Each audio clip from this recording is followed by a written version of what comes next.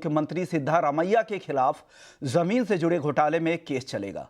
राज्यपाल थावरचंद गहलोत ने इसकी मंजूरी दे दी है। सिद्धारमैया पर मैसूर अर्बन डेवलपमेंट अथॉरिटी की जमीन के लिए मुआवजे के लिए फर्जी दस्तावेज लगाने का आरोप है। 26 जुलाई को राज्यपाल ने नोटिस जारी कर सीएम से 7 दिन में जवाब मांगा था। 1 अगस्त को कर्नाटक सरकार ने राज्यपाल को नोटिस वापस लेने की सलाह दी और उन पर संवैधानिक ताकतों के गलत इस्तेमाल का आरोप लगाया। घोटाले में मुख्यमंत्री सिद्धारमैया, उनकी पत्नी, साले और कुछ अधिकारियों के खिलाफ शिकायतें की गई है। आरोप है कि सीएम ने मैसूर अर्बन डेवलपमेंट अथॉरिटी के अधिकारियों के साथ मिलकर महंगी साइट्स को धोखाधड़ी से हासिल करने के लिए फर्जी दस्तावेज लगाए हैं और उसी मामले पर अब ये आप मामला चलेगा और इन पर अब इसकी जांच की जाएगी। इस मामले पर बीजेपी और कांग्रेस में आरोप प्रत्यारोप का दौर भी शुरू हो चुका है। आज गवर्नर साहब ने सिद्धारमैया जी के ऊपर केस चले, सिद्धारमैया जी के परिवार ने, सिद्धारमैया जी ने लैंड अलॉटमेंट केस में घोटाला किया है, यह स्पष्ट होता है और इस पर केस चले इसकी अनुमति प्रदान की है। देखिए, 2004 में सिद्धारमैया जी की धर्मपत्नी पार्वती जी, उनके भाई ने लगभग 3.16 एकड़ जमीन केशरी नामक एक गांव है मैसूरू में, वहां उन्होंने खरीदा था। 2005 में इसकी जो मालकिन वो पार्वती जी बनी थी, जो धर्मपत्नी है सिद्धारमैया जी की।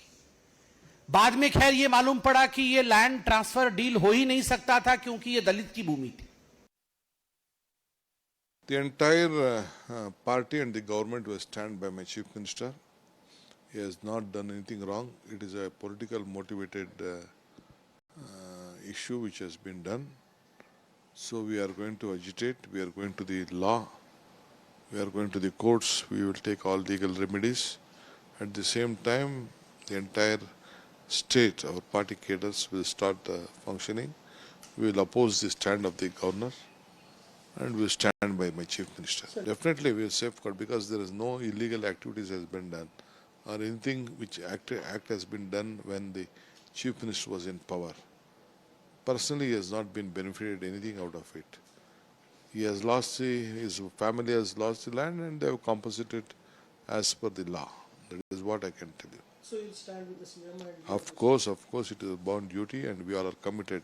Not only me, the entire legislators, almost 138 members, we stand by him. We will see that he has been, at any point of time, there is no need of him resigning to the chief minister post.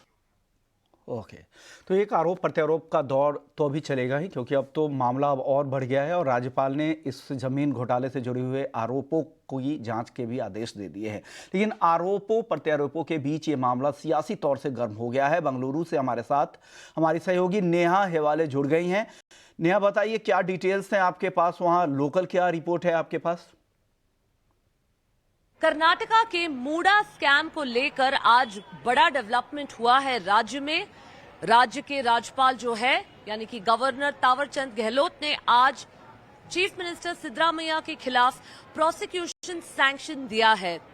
ये पूरा मामला यहां से उगता है कि 3 लोगों ने राज्यपाल के ऑफिस को कंप्लेंट दिया था, प्राइवेट कंप्लेंट दिया था कि मुख्यमंत्री के पत्नी ने इलीगली मूडा से साइट अलॉटमेंट करवाया था और तब भी जैसे राज्यपाल ने चीफ मिनिस्टर को लेटर भी लिखा था कि उनके खिलाफ प्रोसिक्यूशन सैंक्शन क्यों नहीं इशू किया जाना चाहिए। और इसी मामले को लेकर कर्नाटक के सारे मंत्री जो है उन्होंने यही एडवाइस दिया था वापस गवर्नर ऑफिस को कि ये पूरा मामला ही जो है ये अनलॉफुल है और इसमें कोई भी तरह का लीगल सैंक्टिटी नहीं है।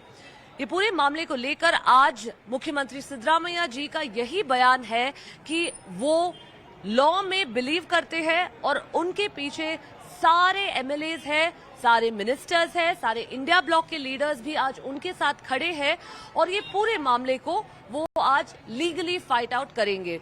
दूसरी तरफ यहाँ पे बीजेपी सरकार पे प्रेशर बना रही है कि मुख्यमंत्री सिद्धारमैया का इस्तीफा दिया जाए। यही देखना होगा कि ये पूरा मामला किधर अंत में आता है कर्नाटका में और लीगली फाइट जो है वो कैसे आगे बढ़ता है। शुक्रिया नेहा, पूरी डिटेल्स बताने के लिए। क्या कुछ हो रहा है वहां पर।